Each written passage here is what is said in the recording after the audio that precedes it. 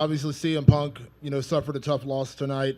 I have to imagine that's it for him, but I mean, did you talk to him after the fight? And is that it for him as far as how many chances you're going to give him in the UFC?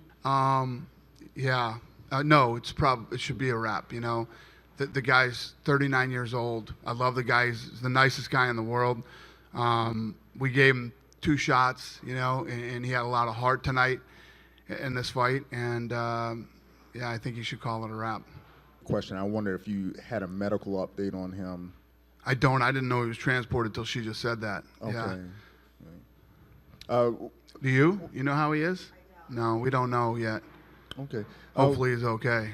A lot of people got transported tonight. No, absolutely. What do you think about the heart that he showed in the fight today? No, he did, man. Listen, he got clipped a lot in that fight, and it looked like he was hurt bad a couple of times.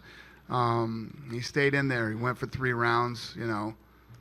Michael Jackson, I'm not happy with. This guy was acting like a goofball tonight. You get this opportunity to come in and fight CM Punk, and you're doing like bolo punches to the body on top. Never looked like he was trying to finish the fight ever, right? Looked like he could have finished the fight a few times. Never tried. I don't know what that guy did for a living before we gave him the shot, but whatever it was, he needs to go back and do that again. He's 0-2 as far as I'm concerned. Well, to that point, it seemed like he was trying to milk it to stay on TV longer. Did you get that sense? I got the sense that he's a complete fucking idiot, and I couldn't wait for that fight to end, and I regretted not putting it on Fight Pass. Okay. That's how I felt about it.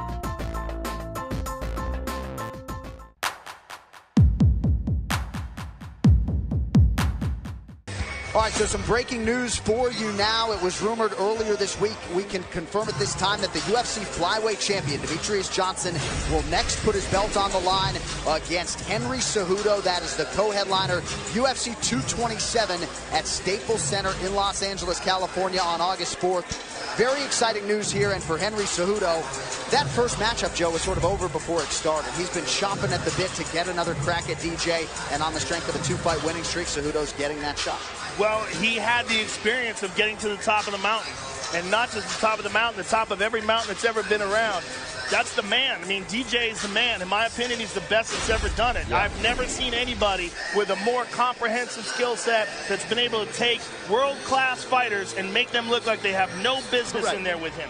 He is on another level. The thing about Cejudo, though, is Cejudo is a man obsessed. And he is the type of guy that will learn from that experience and not be humbled by it, but come back a far greater challenge in the rematch. When you look at how good he looked against Wilson Hayes, I mean, he looked like a karate master in that fight, which is crazy for an Olympic gold medalist wrestler.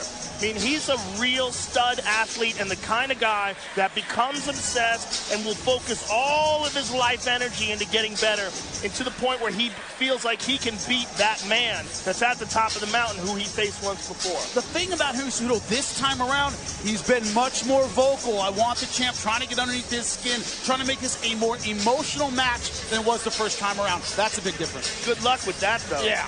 DJ's so good, he's going to try to look past it. But I think Henry Cejudo this time around is emotionally putting more on himself than he did last time. Well, I think he'll have a better style. I think he's going to fight this fight in a way that he feels like he has more advantages. And it's just going to be interesting to see if he's figured out any solutions to the puzzle that is the greatest pound-for-pound fighter we've ever seen. And to your point, his coaches would say he's 5 times the striker already than he was for that first Demetrius Johnson fight. So. And I believe him. I mean, he's a freak. Yeah. Henry Cejudo is a mental freak. He's a physical freak. And he's the kind of guy that you need to experience someone like DJ.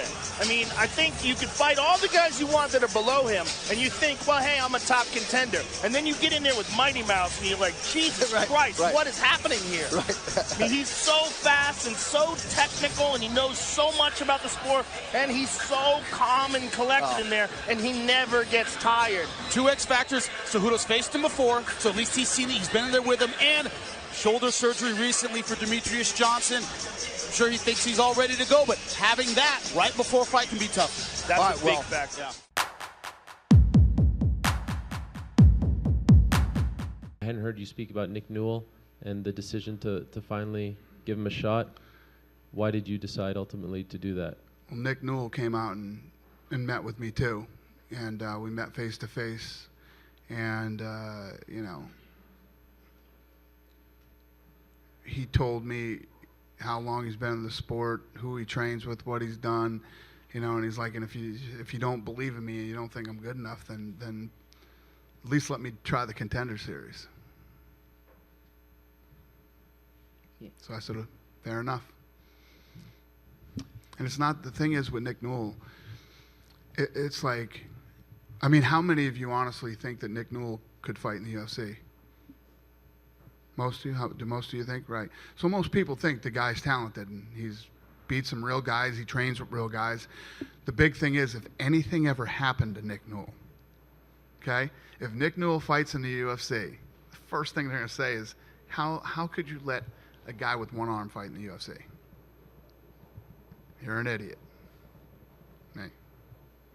Not you guys, me. I'll be the idiot. Yeah. But I'm saying, what if something bad happened? The big question would be, why aren't you guys supposed to be the best? All the best fighters in the world are in the UFC. So you're going to throw a guy with one arm fighting guys with 2 arms? You know what I'm saying. You guys know how to be negative. You know what I mean? You know the negative stuff will happen when if something bad happened. Might even be some of you that read it.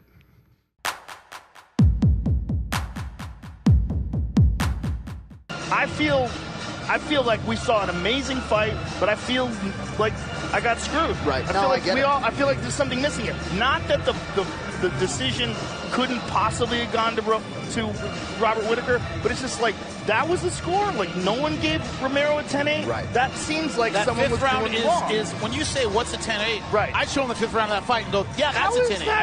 It was virtually a wipeout. Well, I think the promotion would have some pause to give Yoel Romero another middleweight opportunity, having missed weight twice. He is also 0-2, at least in the record books, against the current champion. So to that end, we have...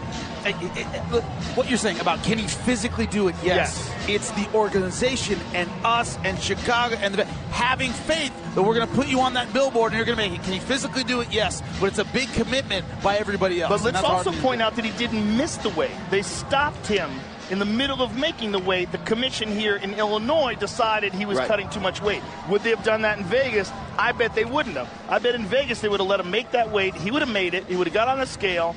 And if we had better judges, we might have been looking at a draw, or we might have even been looking at a Romero decision. Right.